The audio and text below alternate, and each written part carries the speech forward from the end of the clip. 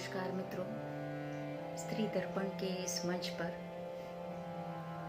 आज आदरणीय रोहिणी अग्रवाल जी का जन्मदिन मनाया जा रहा है।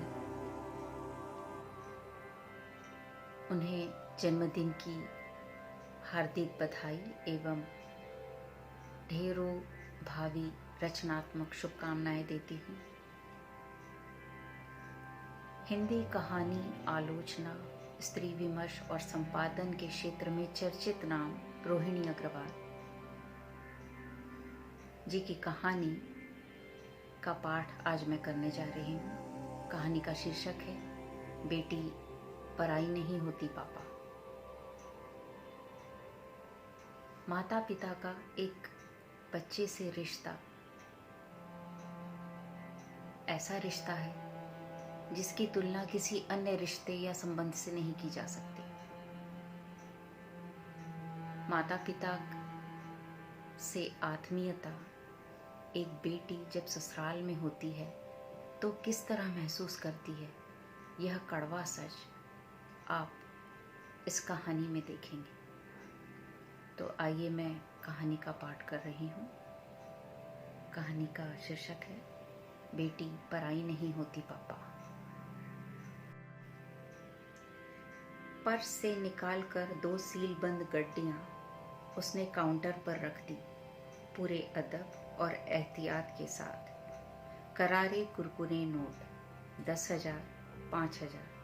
शोरूम के मैनेजर ने लापरवाही से उन्हें सेफ में फेंक दिया बिना गिने। वह रोमांच से भर उठी। सपना जो बरस भर रहा साथ, साए की तरह, ख्वाहिश की तरह, कसक की तरह अचानक यूं साकार हो जाएगा। किसी एक खास लम्हे में पलक झपकते ही कहाँ सोचा था? नहीं, सोचा जरूर था, लेकिन सपने की तरह, ख्वाहिश से भरकर। खुशी का पल कभी कभी बहुत बोझिल हो जाता है, एक अजीब सी टीस और सुकून से पूरा। वह पकड़े रहना चाहती है हर पल को देर तक। कितने कौशल से सी दिया है इस पल ने 2 टुकड़ों में विभाजित उसके अपंग वजूद को। एक मुकम्मल इंसान वह देख रही है अपने आप को, बिना आईने के, बिना आरसी के। बिल किसके नाम बनाऊं? कागजों पर झुका मैनेजर उससे पूछ रहा था, उकताए हुए मशीनी अंदाज में, उसके भीतर की हलचलों से पूरी तरह नावाकिफ। ऑफकोर्स MM चौधरी के नाम। दुविधा की कोई बात ही नहीं थी। पापा, वह कहेगी कुछ नहीं, बस कागज थमा देगी उन्हें। अचरज से बुद्ध बनकर उन कागजों को देखते रहेंगे वे देर तक। पगली, फिर गाल थपथपा देंगे उसके। और तब, मैडम, सब कागज पत्तर तैयार है, कैसे ले जाएंगी? वह शब्द सुन भर रही है, पर देख कहीं और रही है। घर का अपनापन,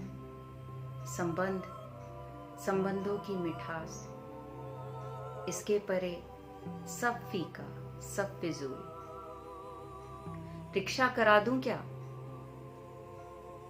वह उसकी चुप्पी को व्यवहारिक विवशता का पर्याय मान रहा है। अरे किशोरी, चल उठा टीवी का बक्सा, मैडम के साथ चला जा। विकासनगर ना मैडम, जरा मोटी अक्ल का है, रास्ता बताती रहना। पर है खरा आदमी। मोटी अक्ल है तभी तो रिक्शा चलाता है, नहीं तो हमारी आपकी तरह। हो। वह चौंक गई हंसी से। मौन जब ढेर सी दिली बातें कर रहा हो, तब हंसी की कर्कश आवाज कोमलता से सिरजे सारे तिलिस्म को चूर चूर कर देती है। नहीं, रिक्शा की कोई जरूरत नहीं, गाड़ी है मेरे पास, डिक्की में रखवा दो। अरे ओ इंदर, गाड़ी में रखवा दे। नहीं नहीं, तू जा भाई, इंस्टॉल करके आना, कोई फॉल्ट ना रहने पाए। वह जोर जोर से बड़बड़ाते हुए निर्देश आदेश देता रहा, जरूरी गैर जरूरी।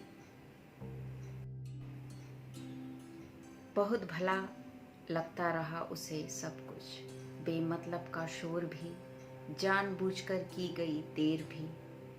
नहीं, डर तो किसी का है नहीं। डर माने माने वह हकला गई।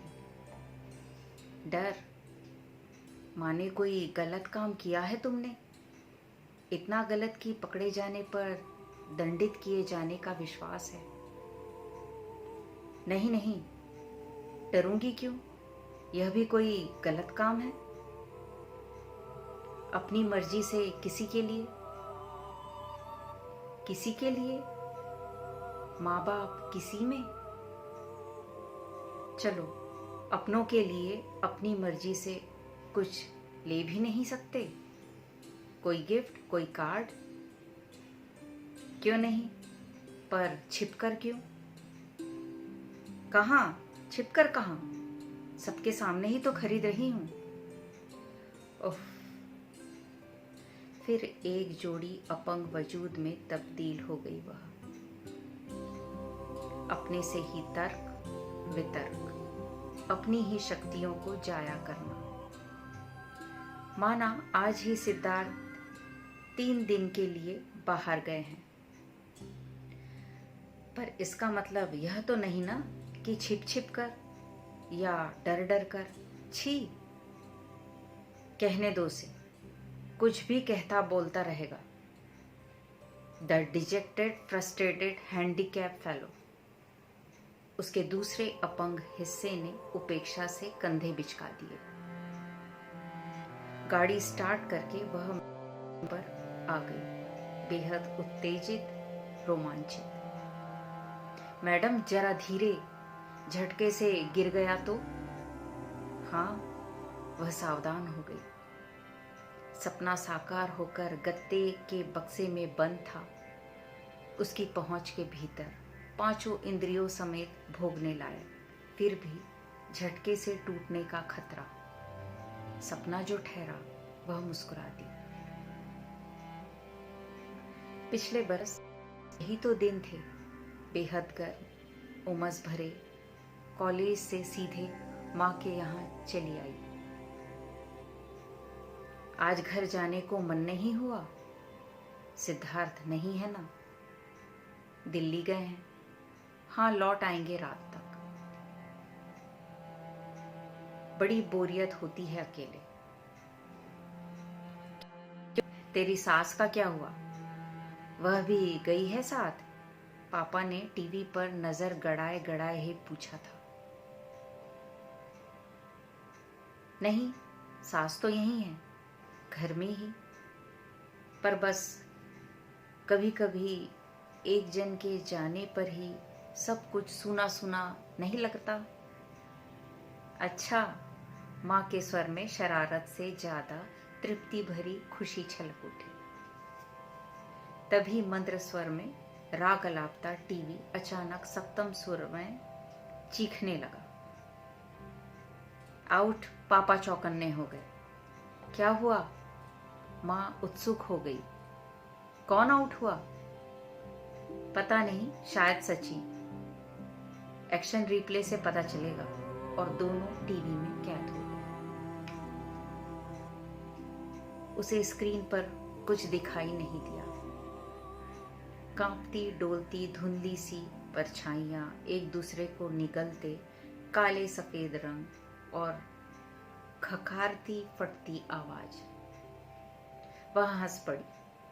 आप लोग टीवी देख रहे हैं या देखने का नाटक कर रहे हैं? क्या मतलब?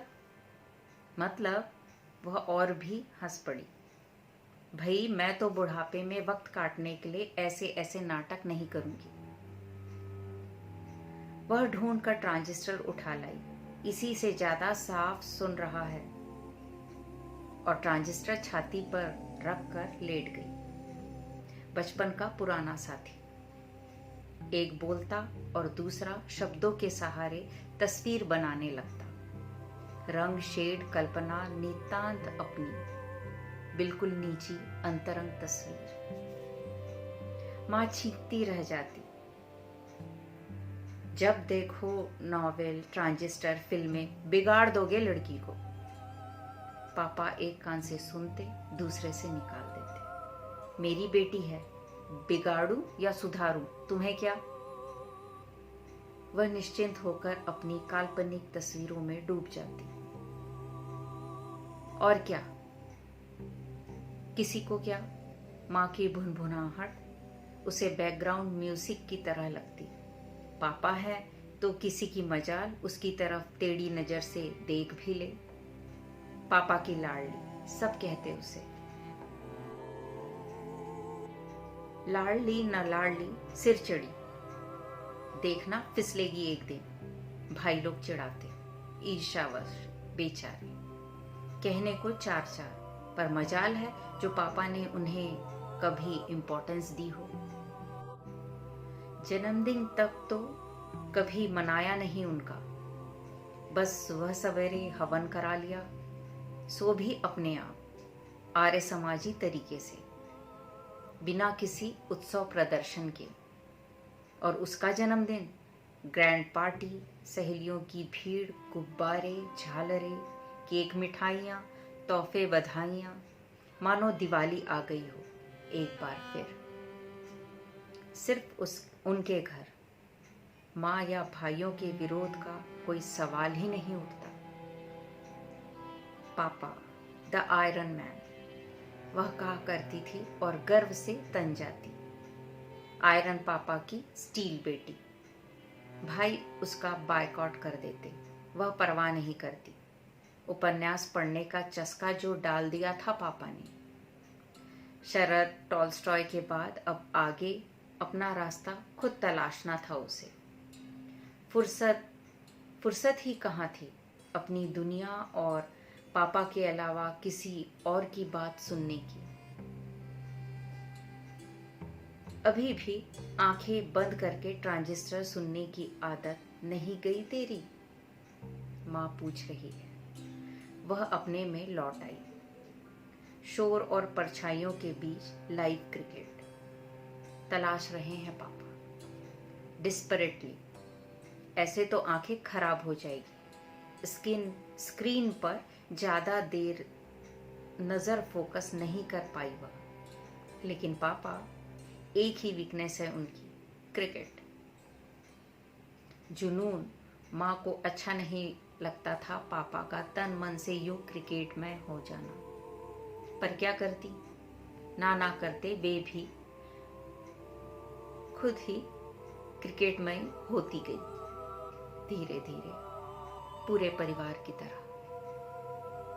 आप नया टीवी क्यों नहीं ले लेते? पापा की आंखों में निराशा की हल्की सी छाया तैरते देख वह हठात पूछ बैठी, कोई महंगा भी तो नहीं? यही कोई 13-14 हजार? पापा चुप, माँ चुप, बस एक हल्की सी और वैसे ही आजकल ब्लैक एंड व्हाइट का जमाना तो रहा ही नहीं। तिस पर पोर्टेबल, डिस्गस्टिंग। हमारी तरह ओल्ड, आउटडेटेड एंड डिस्गस्टिंग। पापा ने स्विच ऑफ कर दिया। चलो खाना खाया जाए। वह हंसती फिर से। Really old, outdated and disgusting, not you, this TV. लेकिन सिद्धार्थ को हंसी नहीं आई। वे चुप ही रहे। वही बोलती रही, बताओ इसमें इतना सेंटिमेंटल होने की जरूरत थी कोई? टीवी टीवी है, पेरेंट्स पेरेंट्स, तुलना की कोई बात उठती है भला? सिद्धार्थ चुप, निस्पंद। अच्छा बताओ, उन्हें नया टीवी नहीं ले लेना चाहिए? ये लो, तुम भी। वह झल्ला गई। मैं कोई कहानी सुना रही हूं? उसने झकझोर दिया सिद्धार्थ को। नया टीवी ले लेना चाहिए ना उन्हें। चाहिए तो बहुत कुछ, पर जरूरी नहीं सब कुछ हो ही जाए। क्यों? वह अधीर बचकानी हद तक। क्यों क्या? मे बी फाइनेंशियल क्राइसिस, बूढ़े हैं, पेंशन याफ्ता, हजारों खर्चे, आमदनी कम। ओह, वह चीख गई। सच, कभी सोचा ही नहीं। अपने से बाहर निकलकर कभी किसी और के लिए सोचने का मौका ही नहीं दिया पापा ने उसे। Financial crisis. हर महीने सैलरी चेक कैश कराते हुए वह सोचती और टीस से भर जाती। लेकिन माँ ने कभी पुट्ठों पर हाथ नहीं धरने दिया। तू बता, तुझे जरूरत है? कितना पैसा चाहिए? माँ, वह आहत हो जाती। मैं हमेशा अपने ही लिए सोचती रहूंगी। माँ ने प्यार से उसके सिर पर हाथ फिरा दिया। बच्चों को सिर्फ अपने ही बारे में सोचना चाहिए। सबकी फिक्र करने के लिए माँ बाप भतेरे हैं।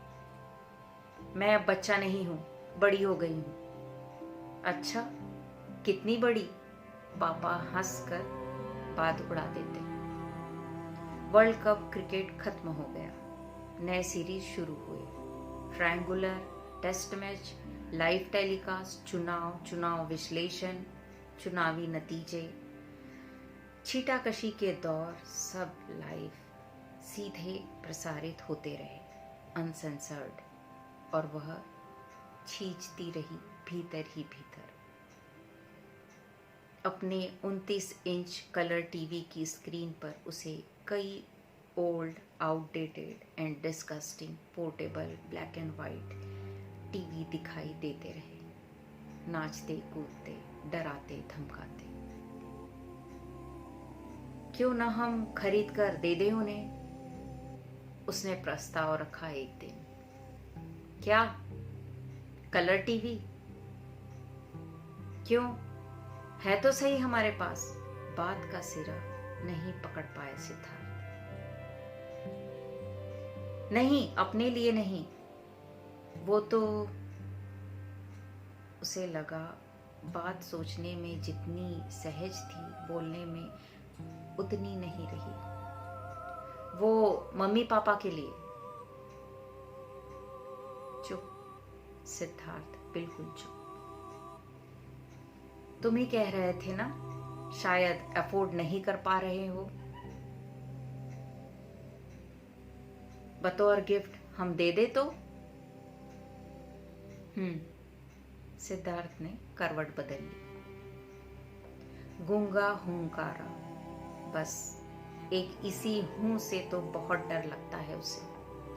कोहरे की परत की तरह सब कुछ ढक कर अंधा बना देती है अच्छे भले आदमी को। पापा गेट पर ही मिल गए। कार का दरवाजा खुला छोड़ वह उनके कंधों से लिपट गई। पापा, एक surprise for you. Surprise are always shocking. बूढ़ा हूं बेटे, जरा ध्यान रखना। उसने बुरा सा मुंह बना लिया। बेटा भी कहा और गाली भी दे दी। ज्यादा देर एक्टिंग करना उसके बस की बात नहीं, लिहाजा फिर से चहक उठी। Don't worry, I have come with a pleasant surprise. और मैकेनिक को निर्देश देकर वह बक्सा अंदर लिवा लाई। ताना ना ना ना, ताना ना, ताना ना। मैकेनिक न होता साथ तो ड्रामाटाइज करते हुए वह एक एक चीज निकालती। बचपन की तरह मैकेनिक था, इसीलिए सब शांत रहे। बुजुर्गियत का नकाब ओढ़कर, सब्र के घूंट भरकर, मानो जो कुछ भी हो रहा है बेहद सामान्य सा। बस शुरू में जरा सा कुनमुनाए थे पापा। काम चल तो रहा था, क्या जरूरत थी इसकी? थी, जब ही तो लाई हूं। वह अति व्यस्त। एक लंबा पॉज, अप्रतीक, माँ ने उस चुप्पी को शब्दों में ट्रांसलेट कर दिया। बेटा लाता तो अच्छा भी लगता। नहीं, वह बिल्कुल नहीं सुलगी, इठला गई, बल्कि बेटे की तरह, बेटी होने के बावजूद। मैं हूं ना बेटा। घर लौटते हुए वह बेहद खुश थी, खुद से भी ज्यादा रिलैक्स्ड, ज्यों कोई मन्नत पूरी होने के बाद मंदिर जाकर प्रसाद चढ़ा आई हो। अरे बाप रे, क्या क्या उलझुलूल बातें सोचकर अपने को नहीं चीनती रही थी वह इन दिनों। अगर मना कर दिया, हमें नहीं चाहिए, ले जाओ वापस, तो अरे वाह, मना कैसे करेंगे? खुद ही सवाल, खुद ही जवाब। लेना अगर मुश्किल होता है तो लौटाना और भी कष्टकर। इतना आसान नहीं होता दूसरों की भावनाओं और कंसर्न को कुचलना।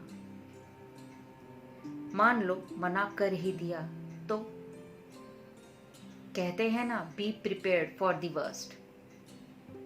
उसका एक हिस्सा जहां अड़ गया सो अड़ गया। तब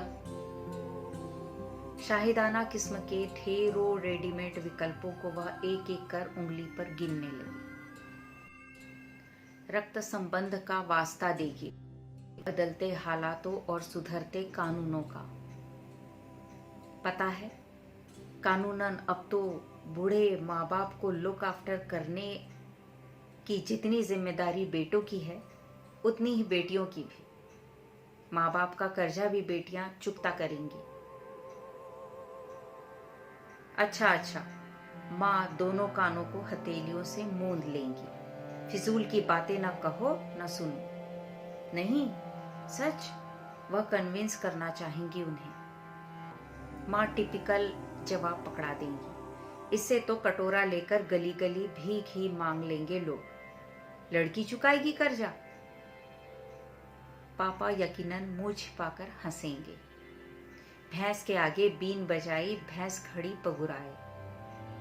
हाँ, पापा से इन रेडिकल चेंजेस के बारे में खूब बहस होती है उसकी। उम्र के बावजूद पापा बूढ़े नहीं हैं। बुढ़ापा माने ग्रो करने की हर कोशिश का विरोध। बुढ़ापा माने अतीत का दुराग्रही मोह। बुढ़ापा माने अपनी जड़ता को सेलिब्रेट करने का रोग। असल में इंसान बूढ़ा मन से होता है और सोच से। और मेरे पापा कभी बूढ़े नहीं हो सकते। वह अहंकार से दीप्त हो उठती। He is so energetic and resourceful. फिर भी अगर पापा ही न माने तो इम्पॉसिबल। वाकई बहुत वक्त लगा था उसे वर्स्ट से जूझने के लिए कोई माकूल जवाब तलाशने में। न माने तो हाँ, आर्थिक आत्मनिर्भरता अर्जित करने में उनकी साकार भूमिका दिखाऊंगी उन्हें। जिसे बनाने में अपना खून पसीना और जीवन लगाया है, उस पर उनका जरा भी हक नहीं। उनके लिए क्या उसका इतना भी फर्ज नहीं? वह तर्क देगी। फिर आंसुओं का वास्ता। असफल ही रही तो औरत का आखिरी हथियार, पैना धारदार। इसके बाद असफलता की गुंजाइश ही कहाँ। लेकिन पापा को तो बेहद चिढ़ है आंसुओं से। Don't cry. मैं सब कुछ सह सकता हूं, मगर आंसू नहीं। आंसू तुम्हारी कमजोरी की नहीं, हार की निशानी है। लड़ने से पहले ही जंग हार जाने का ऐलान। माँ को आंसुओं की यह परिभाषा बेहद नागवार गुजरती। आंसू न हो औरत की आंख में तो जालिम बन जाएगी मर्दों की तरह। इन्हीं से तो नमी बचाए रखती है वह। बीज बोने, अंकुराने और लहलहाने के वास्ते जरूरी नमी, वरना बंजर ना हो जाए दुनिया।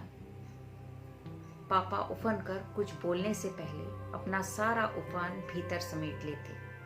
मेरी बेटी औरत नहीं, इंसान बनेगी। नमी और खुश्की के अनुपात में संतुलन बनाए रखने वाला सही इंसान। सच, रोना तो वह भूल ही गई थी। सहेलियां घरेलू फिल्मों की अति नाटकीय त्रासदी पर रुमाल भिगो भिगो कर रोती और वह बेतहाशा हंसती। सब नकली, क्रिएटेड।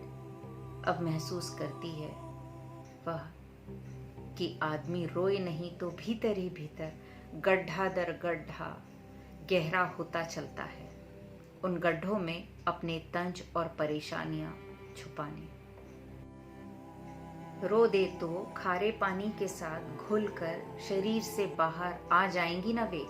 वजूद खत्म, याद खत्म, जिंदगी का ढर्रा वही सम पर या कि विषम पर। भीतर ही भीतर दफन ताबूत कभी नहीं मरते, जी उठते हैं समूचे अतीत और भविष्य के साथ, सबक और सुझाव देते हुए, ताकत और विजन देते हुए। ना, इससे तो बेहतर है वह चुप ही रहेगी। लेकिन इस वक्त चुप्पी उसे बेहद अखर रही है। उठकर रिकॉर्ड प्लेयर ऑन कर दिया। शुभा मुग्दल की कैसेट। संगीत उसके भीतर झरझर कर आनंद के सोते बहाता रहा।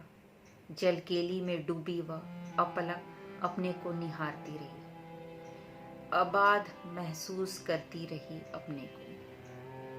सिद्धार्थ की अनुपस्थिति एक वरदान की तरह जी ली उसने, अकेले और साबुत। आज 10:40 की क्लास है। घड़ी देखी, 8:45। कोई हड़बड़ी नहीं, आराम से तैयार हो सकती है। सिद्धार्थ के बिना वक्त सरकता नहीं। ओ गॉड, यानी उसका इतना वक्त खा लेता था सिद्धार्थ। वह चकित थी और कुछ विषण्ण भी।